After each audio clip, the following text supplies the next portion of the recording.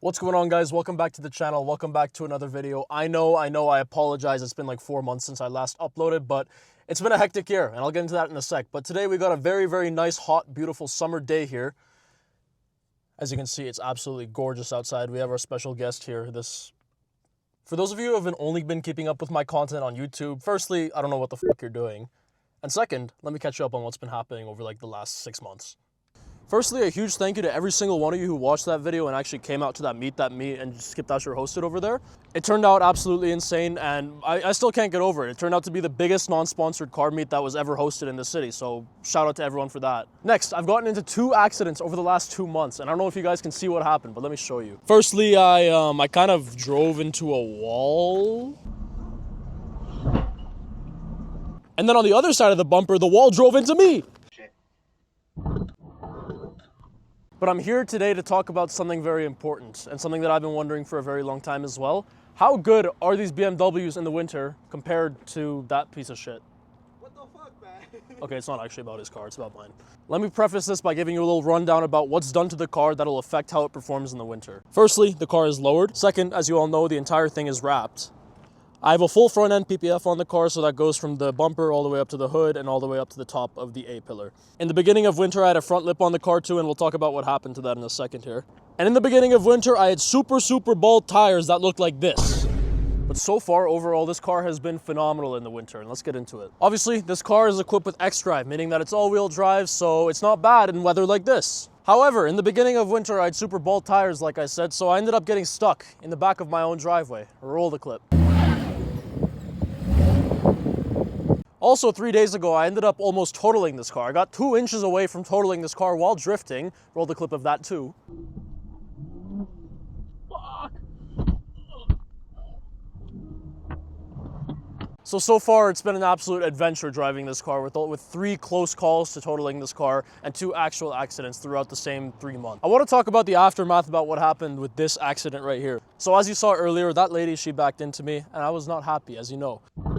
But luckily, I saved myself a whole bunch of money on the repairs. So it's just the bumper that's actually dented. So the fender, the hood, the headlight, all the sensors and all the cameras, everything is fine. Even the grille is fine too. So what could have been a $12,000 repair in parts ended up being only $2,000. And so we're not doing it through insurance, so there's no claim on the car. And overall, I'm very happy with the outcome because now we're gonna probably throw an M4 bumper on there and it's gonna look sexy. I just step inside the car because it's so cold outside, but let's talk about the elephant in the room. Is it bad to drive a wrapped car in the winter? And my answer to that question is no, unless the wrap was done absolutely horribly. And I'll tell you a couple things to look for to see if your wrap was done bad. So when you get your car wrapped, there's areas of the car, especially around the front, that they have to wrap and finish off the film. As you can see, my actual car's paint color is black, but they wrap the film, the Laguna Blue film, all the way to the bottom of the hood.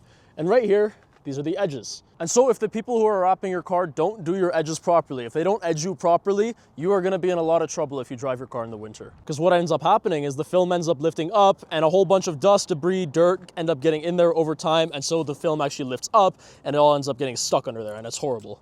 I'm pretty good at edging too. Not wraps. I personally was lucky enough to have my wrap done at a shop that actually knows what they're doing. As you guys may know, I got my car wrapped at DOS Auto Lab, and they don't just do wraps and PPF, they do a whole bunch of other stuff too, so I highly recommend them if you're in Calgary and you're trying to get something done to your car to customize it. Alright, so this is F32 Dario's 440i. Keep glazing. With a V58. Stop glazing. Stop glazing. Like Stop glazing. And also about the other accident that I had, me driving into a wall. Thank God for PPF, bro. I'm serious. Watch this clip. Just watch this. Oh. But also, let's talk about why I don't have a front lip and why the front end looks like absolute shit right now. I was driving with this guy, and there was a good foot of snow on the ground. And so we were pulling into a plaza, and I hear a big underneath my car. And so I decide to pull over, I look in my rearview mirror, and I see the front lip sitting behind me. Roll this clip.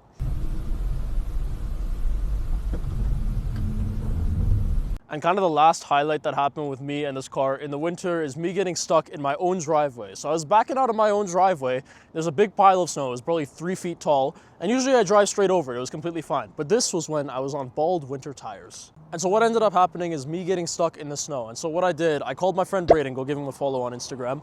He had to come up with his truck that he's using for his winter beater, and he had to tow me out with that car. And the day after he told me out, I went ahead and I replaced my old stupid bald Pirelli run flat winter tires with these Chinese Fire Max 805s. I don't know why I said that as if you guys know what a Fire Max 805 is, because I've never heard of them before I put them on this car. But let me just say how amazing these tires have been over the last month. I don't know why there's such a big stigma going around about tires that come from China, but if you get the right good quality pair, they are phenomenal. These were better than my Pirelli run flat winters were when they had a good amount of tread on them. But if you own a sports car like me and you drive it in the winter, let me teach you how to take care of it properly. Because believe me, you can't just drive these cars around in the winter and expect them to be perfectly fine by the end if you don't do your maintenance. Firstly, your oil type. So during the summer, I run Liqui-Moly 5W30 oil, and for the winter, I switch that over to 0W30 because OW30, it's a lot thinner, and where I live in Calgary, it can get down to almost negative 40 degrees Celsius, and you want the car to be able to start up in those really cold weathers. I also wash my car 1 to 2 times a week, and I think that's absolutely imperative. Particularly, make sure that you're washing your undercarriage, because under there, salt ends up on the undercarriage, and whenever you combine salt and metal together and leave them there for a while together, it does not end up being the best thing ever. I actually have a prime example of what happens when you neglect your car right in front of me, so let me show you. Skip Asher, give us a tour. Bro, okay, so this is my 07 Honda Civic. I just bought this car, so it came like this. But the last owner didn't wash his car. So look at this. I'm zooming right here. That's what happens when you don't wash your car. Anyways, fuck. This stuff right here, I know it's not major, but it's absolutely crucial when you live in a place where the roads are disgusting and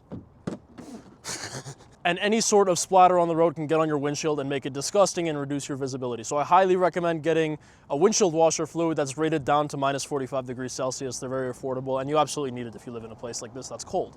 Also, for the winter, I'd highly recommend downsizing your tires. Me and a bunch of people I know with these BMWs, we downsize our tires for the winter. My summer tires, they look like this, and they're 19 inches. With these winters, my winters are 18-inch rims.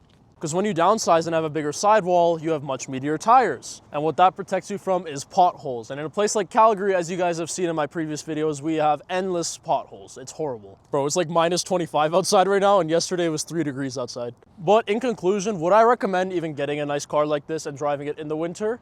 Yes, I would, because cars are made to be driven. You can give me any supercar and I will still drive it in the winter because I believe that cars are meant to be driven. And also keep in mind, me driving this car in the winter, it's with performance mods. I have a downpipe and a tune on this car and it has been running phenomenally with those on.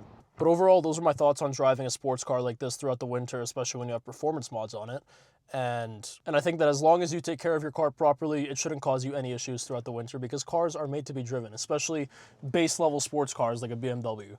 Let me tell you guys though, this year I'm planning to drop 1 YouTube video per week. That's my goal. And I really just want to get out on this platform because Instagram and TikTok, I already have a foundation for them, but on YouTube, I only have 400 subscribers. So if you watch this video and it's really helped you out, nothing would mean more to me than you guys subscribing and dropping a little like on this video. It helps out a lot. You guys don't even know. But thank you guys so much for watching and I'll see you in the next video.